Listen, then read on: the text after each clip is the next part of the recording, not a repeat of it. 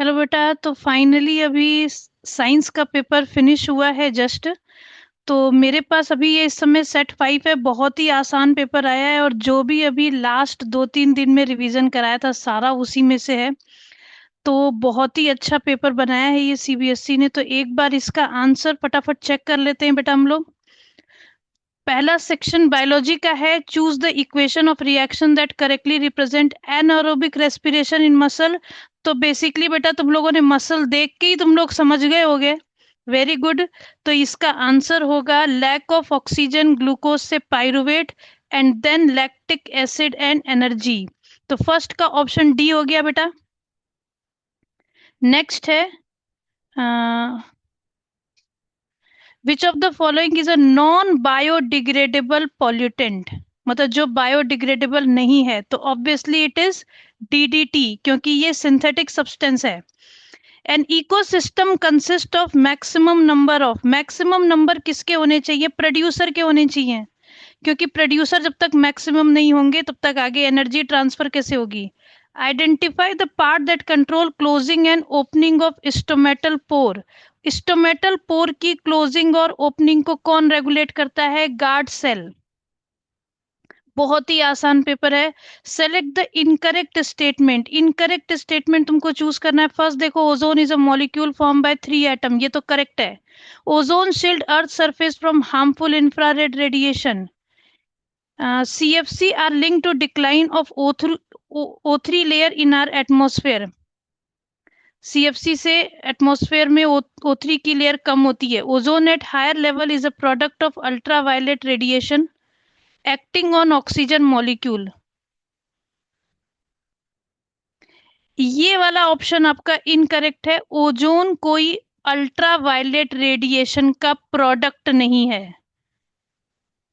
In human being, the implantation of fertilized egg take place in which part of female reproductive system? तो implantation कहाँ होता है? It is in uterus.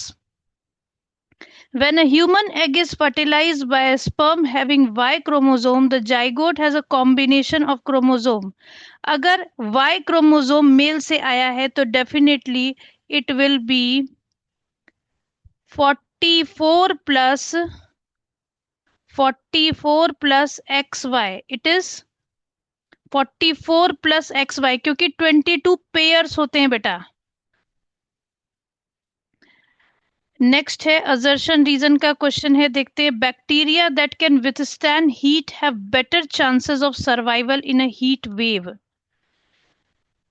Heat wave जब आ रही हो तो बैक्टीरिया का सर्वाइवल करने का चांसेस ज्यादा हो जाएगा। accumulation of variation in a species increases the chances of its survival in changing environment। देखो, रीजन तो करेक्ट है, रीजन करेक्ट है, लेकिन बैक्टीरिया हीट वेव में सरवाइव कर जाएगा ये तो करेक्ट नहीं है। बहुत ज्यादा हीट वेव में तो सरवाइव नहीं कर सकता। तो इसका मतलब assertion is false and reason is true. तो इसका आंसर हो जाएगा तुम्हारा D. In case of iodine deficiency in our diet, there is a possibility that we might suffer from goiter. बिल्कुल पॉसिबल है। One of the symptom of goiter is swelling of neck. देखो ये दोनों बातें ही सही है, लेकिन दोनों का कोई रिलेशन नहीं है, ये उसका रीजन नहीं बना रहा है। तो ये ग्वाइटर का सिंबल बता रहा है, तो इसका आंसर हो जाएगा B. Briefly mention the steps in double circulation through human heart. तो डबल सर्कुलेशन में होता क्या है कि सबसे पहले ब्लड पूरे बॉडी से राइट एट्रियम में आएगा, राइट एट्रियम से राइट वेंट्रिकल में जाएगा, राइट वेंट्रिकल से लंग्स में जाएगा, लंग्स से फिर से लेफ्ट एट्रियम में आएगा। तो ब्लड ट्वाइस हार्ट के अंदर आया, this is called double circulation. फिर लेफ्ट वेंट्रिकल में जाएगा, फिर बॉडी में जाएगा। इसी को आपको एक्सप्लेन करना था। Why the lungs always contain a residual volume of air? Residual volume of air क्या होता है? After forceful exhalation जितना वॉल्यूम एयर का बच गया, लंग्स के अंदर। और ये किस लिए जरूरी होता है? इसलिए जरूरी होता है ताकि एक अमाउंट ऑफ ऑक्सीजन और कार्बन डाइऑक्साइड का रेगुलर एक्सचेंज होता रहे, वो रुके नहीं। Now see, P is what, यहां लेबलिंग करना है। पी आपका स्किन है, एस आपका मसल है, इफेक्टर पार्ट है, ये रिसेप्टर है, ये इफेक्टर है, ये आपका सेंसरी न्यूरॉन है। यहाँ आर आपका रिले न्यूरॉन है।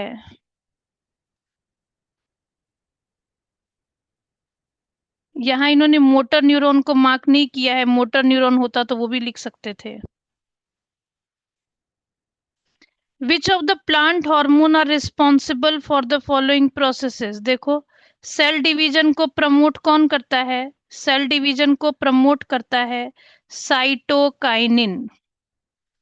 इनहिबिशन ऑफ ग्रोथ कौन करेगा? Abscisic acid. Detection of light कौन करेगा? लाइट को डिटेक्ट कौन सा हार्मोन करता है?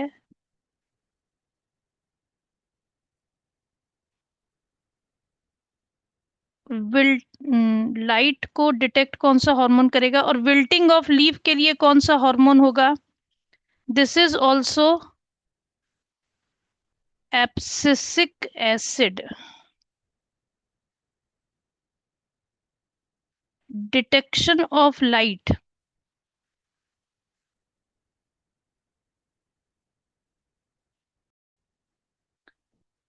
तो इसका आंसर ऑक्सिन है।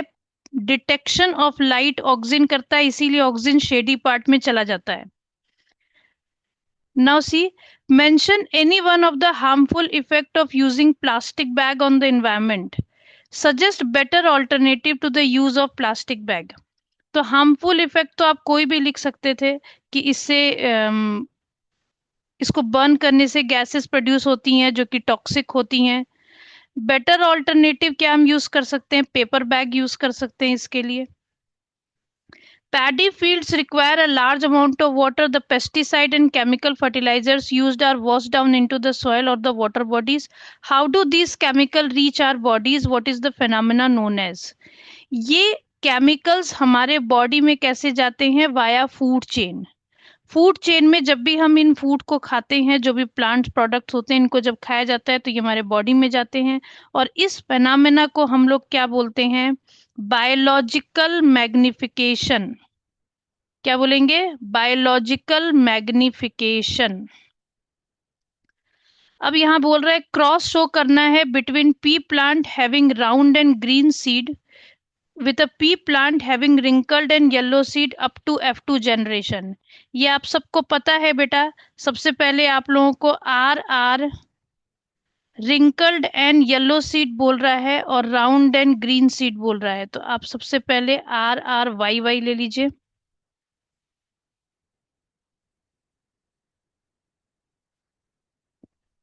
और स्मॉल आर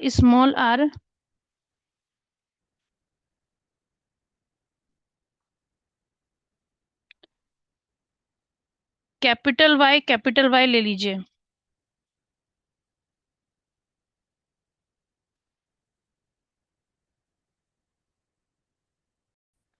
इस क्वेश्चन में हल्का सा चेंज किया है, यहाँ पर राउंड के साथ ग्रीन सीड डाल दिया है, तो आपको कंफ्यूज होना नहीं है। यहाँ पर कैपिटल आर और स्मॉल वाई ये आपने लिया होगा पेरेंट जनरेशन। स्मॉल आर इस कैपिटल वाई। इसके बाद आपने इसका क्या कराया होगा? सेल्फ पॉलिनेशन कराया होगा, तो आपको फर्स्ट जनरेशन में मिलेगा कैपिटल वाई स्मॉल वाई। तो सारे के सारे प्लांट आपको कैसे मिलेंगे? All plants are red sorry round and yellow seed. ये आपको कौन सी जनरेशन मिली? F1 generation. F2 जनरेशन में आपने क्या काम किया होगा? आपने यहाँ पर टेबल बनाई होगी। और इस टेबल का तो रिजल्ट सभी का सेम ही आया होगा। यहाँ पर 9:3:3:1 का सेम रिजल्ट हमको मिल जाएगा F2 जनरेशन में।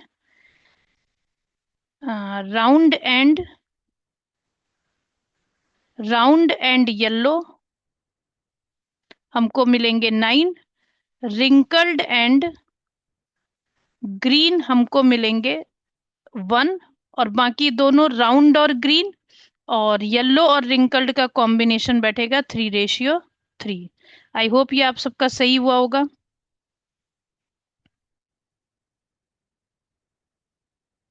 अब नेक्स्ट क्वेश्चन की तरफ आते हैं।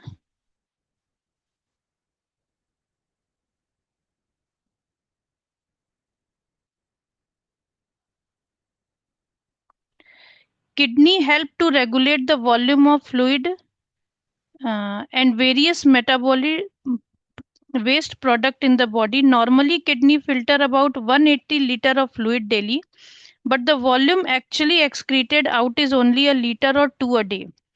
Patient with kidney failure can be saved by dialysis and kidney transplant. Right the structure and function of Bowman's capsule. तो बोमेन्स कैप्सूल क्या काम करता है बेटा? Bowman's capsule cup like structure होता है, उसके अंदर ग्लोमेरुलस होता है और वो फिल्ट्रेट को कलेक्ट करता है। Although kidney filter a large amount of fluid, still the excretion from the body is only about a litre और 2। इसका रीजन क्या होता है कि जितना भी फिल्ट्रेट होता है वो वापस वाटर का क्या हो जाता है? रीएब्जॉर्प्शन हो जाता है। What is excretion? Why is it necessary for any living organism? Excretion में हम नाइट्रोजनस वेस्ट को रिमूवल करते हैं, और दूसरा ये नेसेसिटी इसलिए है क्योंकि ये टॉक्सिक सब्सटेंसेस बना देते हैं। अब इसके बाद बोल रहा है state 2 similarities between lungs and kidneys. तो लंग्स एंड किडनी में क्या सिमिलैरिटी है? लंग में एक्सचेंज होता है किसका? गैसेस का। किडनी में यूरिया का ट्रांसफर हो रहा है। दूसरा, लंग कार्बन डाइऑक्साइड का रिमूवल कर रहा है, किडनी यूरिया का रिमूवल कर रहा है। और लंग्स और किडनी में सिमिलैरिटी एक और जो हमको बतानी है, और दोनों में ही एक्सटेंसिव ब्लड कैपिलरीज का नेटवर्क होता है। तो ये दो आप सिमिलैरिटीज इसमें दे सकते थे। Sugar cane does not produce seed, so name the process through which it will able to reproduce. इसमें सीड नहीं बनता, तो इसमें कौन सा मेथड यूज कर सकते हैं हम लोग? इसमें vegetative reproduction, vegetative propagation method use किया जा सकता है।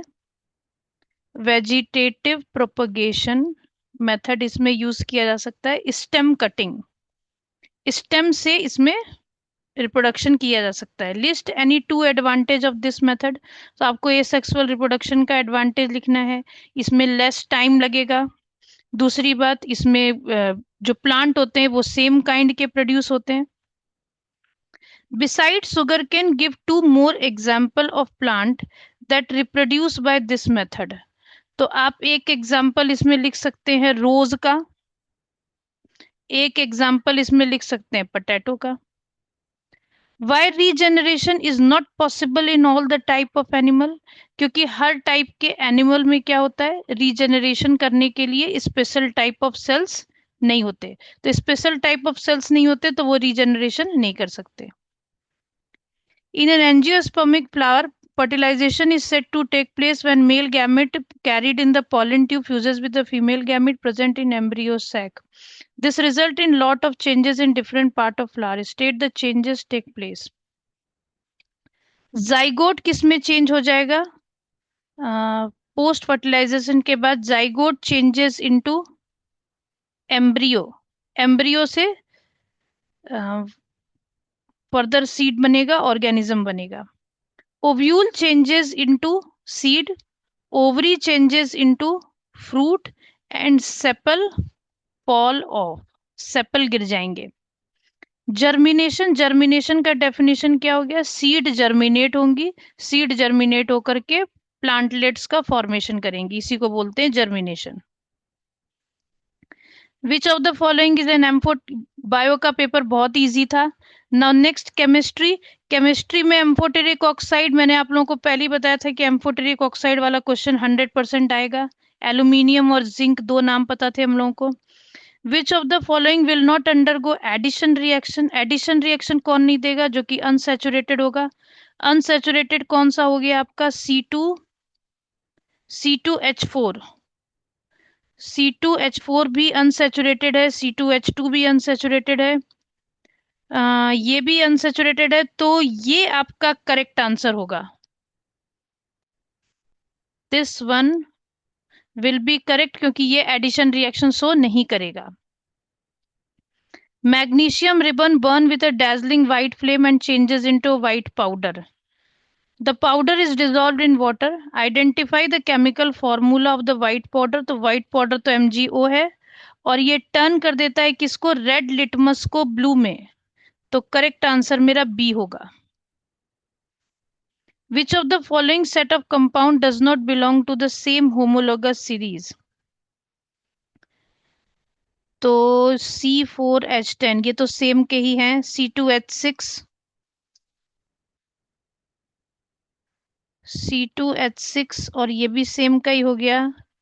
3 2 6 ये भी सेम का ही हो गया। ये सेम नहीं हुआ, एक डबल बॉन्ड का है, एक सिंगल बॉन्ड का है।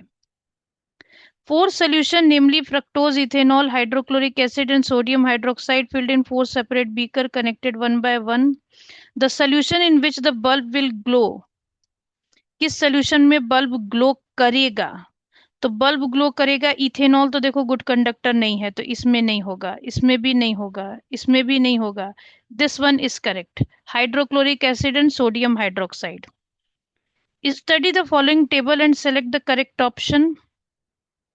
एसिड यूज्ड NaOH, ये बेसिक सॉल्ट तो नहीं है, ये न्यूट्रल सॉल्ट नहीं है। Na2SO4 एसिडिक सॉल्ट नहीं है, ये बेसिक सॉल्ट है, तो this one is correct. Galvanization is a process of coating iron article with a thin layer of zinc to prevent iron from rusting. The iron is protected even if the zinc coating is scratched and iron is exposed. Which of the following is true about zinc prevent the rusting of iron? Galvanized iron article does not undergo oxidation. Oxidation तो होता ही है, oxidation होता है, लेकिन वो oxidise layer जो होती है वो फर्दर उसका हाँ फर्दर ऑक्सीडेशन नहीं होता। Zinc coating prevent contact of iron with air. Contact of iron with air को भी प्रिवेंट तो करता ही है। Zinc provide continuous protection to iron from rusting.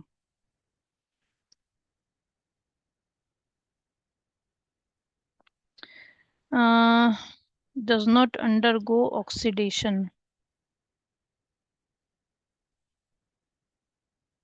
इसका आंसर P&Q होना चाहिए। Correct answer will be D, P&Q।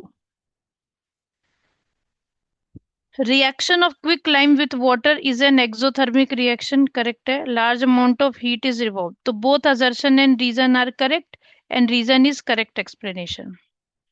Write the preparation of baking soda. How does it help in making cake soft and spongy?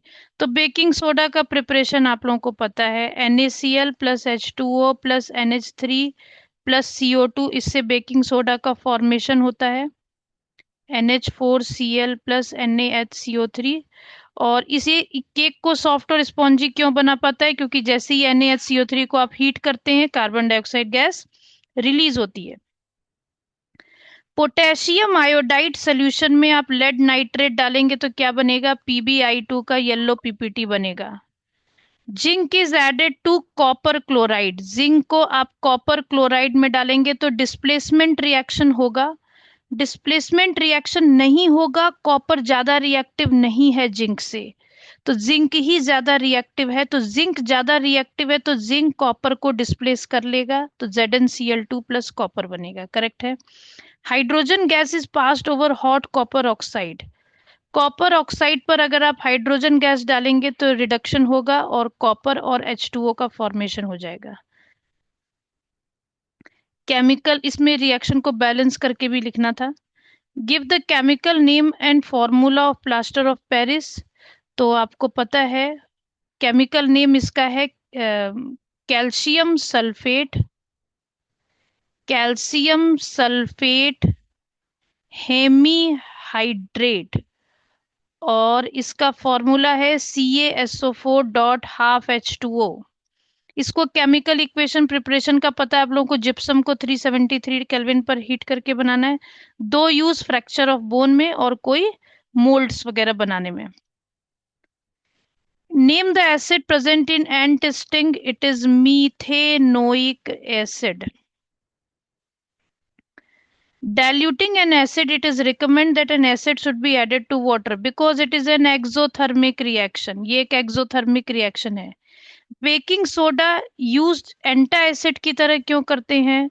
क्योंकि ये baking soda acidity को remove कर देता है। और बेकिंग सोडा कैसा है? Baking soda is a basic salt. ये बेसिक सॉल्ट है और ये एसिडिटी से होने वाले पीएच को रिड्यूस कर देता है। Alcohol form a homologous series. Ethanol is commonly called alcohol and it is used in alcoholic drink. It is good solvent used in medicine. Write structural formula of fourth member of alcohol. तो fourth member आप क्या लिखेंगे? C4 H9, C4H9O होगा। वैसे आप लिख सकते हैं C4H8OH। तो स्ट्रक्चरल फॉर्मूला इसका यही बनेगा। What happens when ethanol is heated with alkaline KMnO4? Ethanol को अगर आप C2H5OH को अल्कलाइन KMnO4 के साथ हीट करते हैं, CH3COOH बनता है। एसिटिक एसिड बनेगा। Chemical equation of reaction of ethanol with ethanoic acid in presence of concentrated H2SO4। तो ये एस्टरिफिकेशन है और इसमें एस्टर का फॉर्मेशन होने वाला है। ये वही वाला रिएक्शन लिखना है।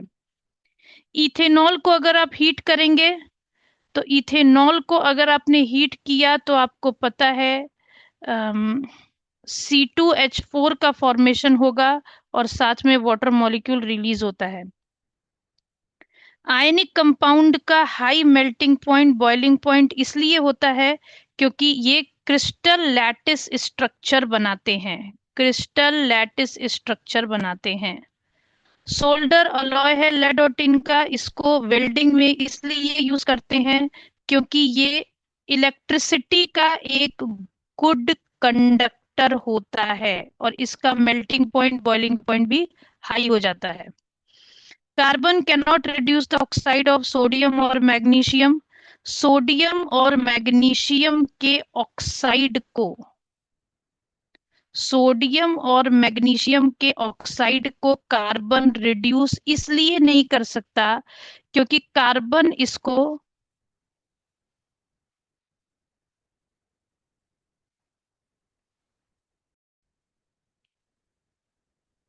The reaction X with aluminium is use to join railway track. तो इसमें कंपाउंड X जो हम लोग यूज करते हैं एल्यूमिनियम के साथ में, ये है अपना आयरन ऑक्साइड। आयरन ऑक्साइड को एल्यूमिनियम के साथ यूज करते तो एल्यूमिनियम ऑक्साइड और आयरन बनता है और आयरन लिक्विड स्टेट में बनता है। इस रिएक्शन को हम लोग क्या बोलते हैं? Thermite reaction. और इसका बैलेंस रिएक्शन हम यहां से कर सकते हैं।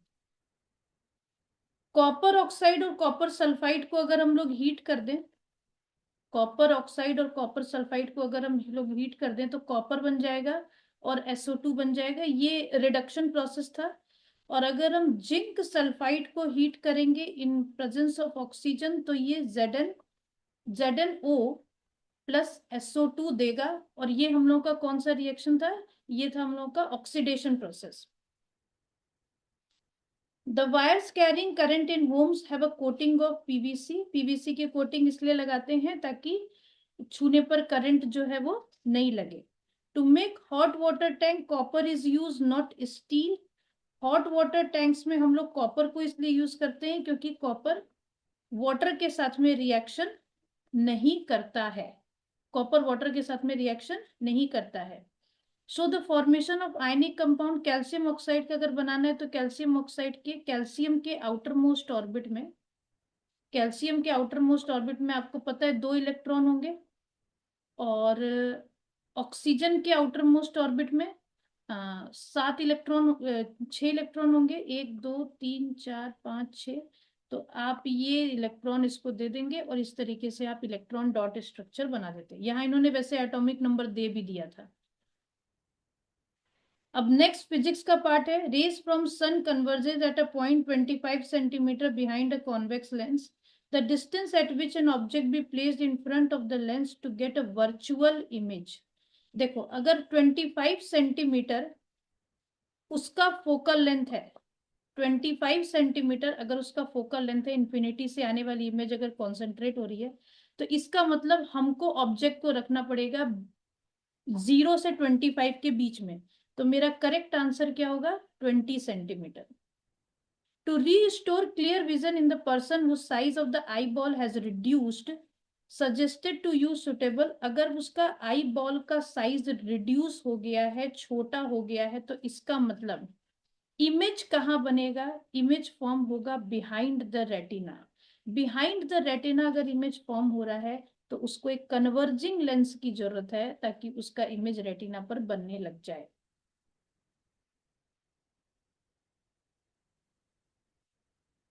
अब इसमें यहाँ पर असर्शन रीजन के क्वेश्चन है। The needle of a magnetic compass kept in external magnetic field always align itself in north south direction of the earth. तो ठीक है, हमेशा नॉर्थ साउथ डायरेक्शन पर ही आती है।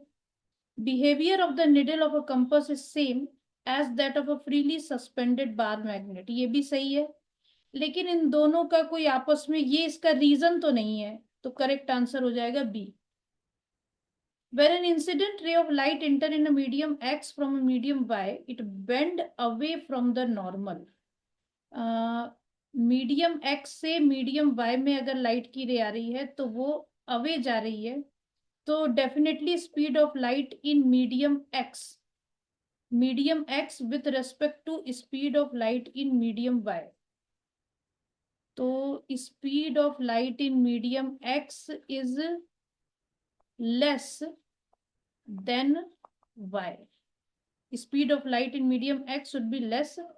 ऑप्टिकल डेंसिटी की अगर हम बात करें तो ऑप्टिकल डेंसिटी मीडियम एक्स की मोर होगी देन वाई। इसका रीजन भी लिखना है आप लोगों को, तो रीजन आप ये लिख सकते हैं कि लेस देन वाई इसलिए होगा क्योंकि इसकी ऑप्टिकल डेंसिटी कम हुई। हमको दिख रहा है यहाँ पर कि एंगल आई और एंगल आर में चेंज है। एंगल सॉरी, ये एंगल आर नहीं हुआ, एंगल आई और एंगल आर में क्या चेंज है? एंगल आर बड़ा आ रहा है, एंगल आई छोटा आ रहा है। मतलब ये वाला मीडियम रेयरर है और ये वाला मीडियम डेंसर है। How does the change in curvature of eye lens help us to process of seeing near by object clearly? इसका चेंज कैसे होता है? It is by ciliary muscle. Ciliary muscle focal length को change करती है जिससे हम accommodation of eye, power of accommodation develop होता है। Range of power of accommodation of a normal human eye, ये हमारा 25 सेंटीमीटर टू इंफिनिटी तक होता है। इसको हम लोग नियर पॉइंट बोलते हैं, इसको हम लोग फार पॉइंट बोलते हैं। अब यहाँ पर रे डायग्राम बनाना था। Show the correction of eye defect of an old man who cannot see an object place closer than 1 metre from his I.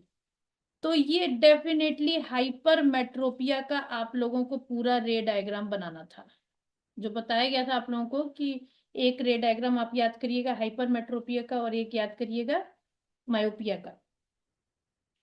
Draw the रे diagram for refraction of light through a glass prism and mark angle of refraction and angle of deviation. इसमें angle of refraction और angle of deviation mark करना था, तो definitely आप लोगों ने कर लिया होगा। ये एंगल ऑफ डेविएशन तो यहाँ पीछे मीट करते तो इधर आता, और angle of refraction, angle of refraction आपका थोड़ा बड़ा बना के यहाँ दिखाना पड़ेगा।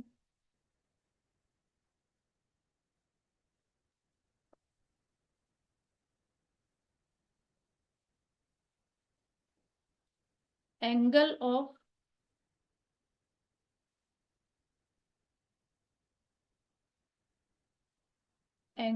ऑफ रिफ्रैक्शन, ये आपका होता है एंगल ऑफ रिफ्रैक्शन।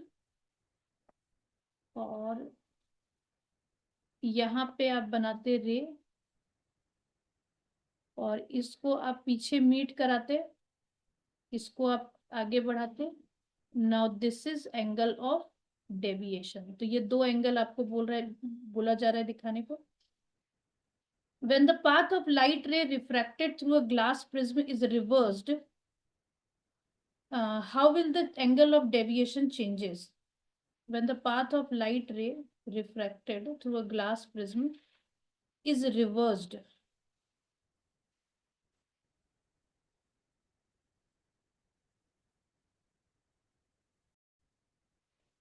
ये थोड़ा सा एक डिफरेंट टाइप का क्वेश्चन डाला है सीबीएसई ने कि रिवर्स कर रहे हैं लाइट को, बट आपको ये पता होना चाहिए कि यहाँ पर एंगल ऑफ डेविएशन पर कोई फर्क नहीं पड़ेगा, चाहे वो बैक आ जाए या आगे निकल जाए, तो angle of deviation will remain same, इस पे कोई फर्क नहीं पड़ने वाला।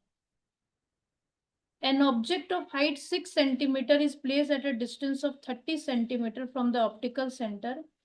तो ये तो अपना न्यूमेरिकल का क्वेश्चन है। एच आपको पता है, यहाँ पर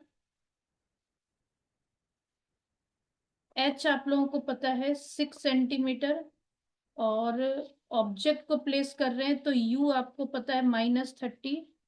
concave lens of focal length, तो कॉनकेव लेंस है आपके पास, तो फोकल लेंथ आपका हो जाएगा -15। अब आपको निकालना है डिस्टेंस ऑफ इमेज और हाइट ऑफ इमेज, तो यहाँ से आप निकाल सकते हैं।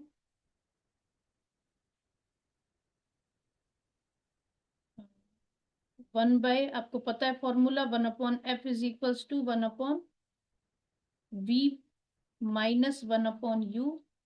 तो यहाँ वैल्यू डालिए, 1/-15 is equals to 1/v minus, तो ये प्लस हो जाएगा। तो यहाँ से 1/v अगर हम लोग निकालते तो माइनस का 1/15 -1/30, 30 हो जाता, -2 -1, इट इज -3/30। ये आपका कैंसिल हो जाता, तो ये आता -1/10, मतलब डिस्टेंस ऑफ इमेज हो जाता 10 centimetre. The height of image form, तो हाइट हम लोग निकाल सकते थे मैग्निफिकेशन से, मैग्निफिकेशन यहाँ पर v/u होता है, तो मैग्निफिकेशन v आपका आया है 10, u आपका था 30, तो 10/30 1/3 हो गया। तो 6 is equals to 1/3, sorry 1/3 is equals to 6/x,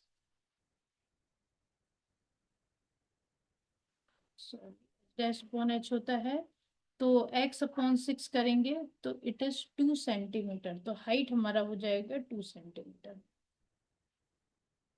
now next देखिए, next question, why does an electric bulb become dim when an electric heater in parallel circuit is switched on? Parallel circuit में अगर हम electric heater को on करते हैं तो electric heater का resistance definitely ज़्यादा होता है, तो रेजिस्टेंस ज़्यादा होने से वो ज़्यादा करंट अपने पास ले लेगा। तो पैरेलल में हमको पता है कि करंट क्या होती है, डिस्ट्रीब्यूट होने लग जाती है, तो इसको कम करंट मिलेगा तो ये डिम होने लगेगा। How to connect three resistor, each of resistance 8 ohm, so that the equivalent resistance to the combination is 12 ohm बन जाए? तो 12 ओम के लिए आपको क्या करना पड़ेगा, 3 रजिस्टर ले रहे हैं तो 8 ओम 8 ओम का अगर आप एक कॉम्बिनेशन बना लें तो ये 16 हो जाएगा, और 16 से अब आपको 8 को रिड्यूस करना है, नहीं ये वाला कॉम्बिनेशन नहीं चलेगा, तो आपको दो पैरेलल बनाने पड़ेंगे, 8 ओम 8 ओम, और उसके साथ एक 8 ओम आपको सीरीज में बनाना पड़ेगा। अगर आपने ये कॉम्बिनेशन बना दिया तो इन दोनों का नेट 4 हो जाएगा, और 4 + 8 12 हो जाएगा। 3 students, Sweta, Aisa, Samriddhi, were performing an experiment to understand the factor on which the resistance of a conductor depends. Each one of them completed the circuit with a cell, ammeter, plug key and wire. Length L है, circuit after plugging the key, the noted current in the ammeter. Aisa put nichrome wire of same thickness but twice the length. मतलब एक ने, श्वेता ने L length का wire लिया है, आयशा ने 2L length का वायर लिया है। Samriddhi took copper wire of length L with same thickness, thickness इन सभी की सेम ही है, ठीक है। If the ammeter reading is x ampere with nichrome wire of length L, then what will be the ammeter reading if the length of nichrome wire is double with same cross sectional area? देखो, अगर हम length को double कर देंगे तो हमको इतना पता है कि रेजिस्टेंस भी डबल हो जाएगा, और रेजिस्टेंस अगर डबल हो गया तो करंट हमारा हाफ हो जाएगा। What happens to the ammeter reading if the area of cross section of nichrome wire is doubled? Area of cross section को हम डबल कर रहे हैं, तो एरिया ऑफ क्रॉस सेक्शन को डबल करेंगे तो लेंथ, रेजिस्टेंस हमारा हाफ हो जाएगा और करंट हमारा डबल हो जाएगा। डिफाइन रजिस्टिविटी, रजिस्टिविटी जो है रो, रजिस्टिविटी को रो से डिनोट करते हैं। रो एक पर्टिकुलर मटेरियल पर डिपेंड करता है, ये पता है आप लोगों को, और इसकी एसआई यूनिट होती है ओम मीटर। और रजिस्टिविटी ऑफ एन अलॉय, तो अलॉय की रजिस्टिविटी हमेशा उसके मेटल से ज्यादा होती है।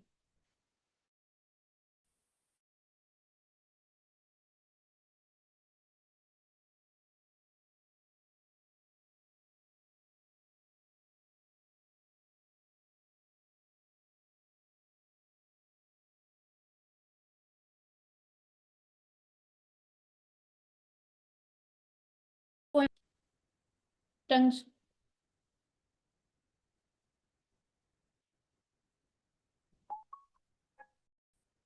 टंगस्टन का मेल्टिंग पॉइंट जो होता है वो बहुत ज्यादा हाई होता है, सॉरी, टंगस्टन का मेल्टिंग पॉइंट हाई होता है, तो इसकी वजह से ये जल्दी मेल्ट नहीं होता, तो इसको हम इलेक्ट्रिक लैंप में यूज कर सकते हैं।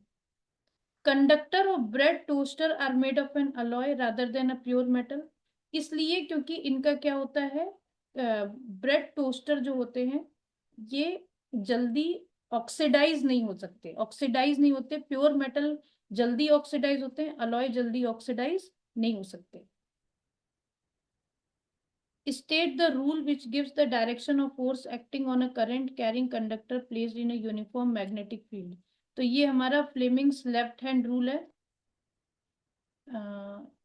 Name any two devices which work on the basis of an interaction between magnetic field and current carrying conductor।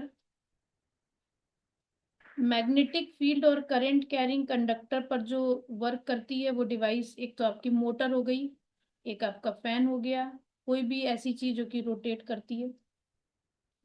Observe the following diagram, movement of electron यहाँ पे दे रखा है। Comment the magnitude of force, तो सबसे पहली बात तो यहाँ पर फ्लेमिंग लेफ्ट हैंड रूल लगा लेना, तो इलेक्ट्रॉन की डायरेक्शन के अपोजिट तुमको डायरेक्शन ऑफ करंट ले लेनी है। तो अगर हम लोग लगाते हैं फ्लेमिंग्स लेफ्ट हैंड रूल, तो करंट की डायरेक्शन को इस तरफ रखेंगे, मैग्नेटिक फील्ड को इधर रखेंगे, तो डेफिनेटली जो फोर्स है हमारा वो इनटू द पेपर, फोर्स हमारा इनटू द पेपर लग रहा है, और जब दोनों की डायरेक्शन सेम होगी तो there will be no force. Comment on the magnitude of force on electron in both the cases, तो ये हम लोग यहाँ पे लिख सकते हैं। List 3 possible reason of short circuiting in an electric circuit. Electric circuit में शॉर्ट सर्किट होने के कुछ रीजन हो सकते हैं। पहला रीजन हो सकता है ओवरलोडिंग, दूसरा रीजन हो सकता है लाइव वायर न्यूट्रल वायर क्या हो जाए, एक्स्ट्रा हीट पास हो जाए, या तो किसी वजह से एक्स्ट्रा हीट पास हो जाए, या एक्स्ट्रा करंट पास हो जाए, या हमारे सिस्टम में कोई फॉल्ट हो, इसकी वजह से ऐसा हो सकता है। In case of overloading, will the fuse protect to given electric circuit from damage? बिल्कुल बचा सकता है डैमेज से। इसका आंसर ये होगा कि फ्यूज क्या होता है, फ्यूज खुद ही क्या हो जाता है, फ्यूज के वायर लो मेल्टिंग पॉइंट के होते हैं तो वो मेल्ट हो जाते हैं, और जिसकी वजह से बाकी पूरा सर्किट क्लोज हो जाता है, तो बाकी डिवाइसेस जो होते हैं वो प्रोटेक्टेड हो जाते हैं। For an electric heater rated 220 volt 2200 what, what should be the minimum rating of fuse. तो यहाँ पर आप आई निकाल लो, जो भी इसका आई है। तो 2200 upon P is equals to V I होता है, तो आई तुम्हारा P बाय वी हो जाएगा। 10 आ रहा है, तो इसकी मिनिमम रेटिंग फ्यूज की होनी चाहिए 10 MB। ये पेपर फिनिश हो गया, आसान सा पेपर था। तो आई होप तुम सबका बहुत अच्छा गया होगा। एक बार आंसर जरूर से मैच कर लीजिएगा बेटा अपना, और फिर कमेंट पे लिख के बताइएगा कि आपके कितने मार्क्स आए।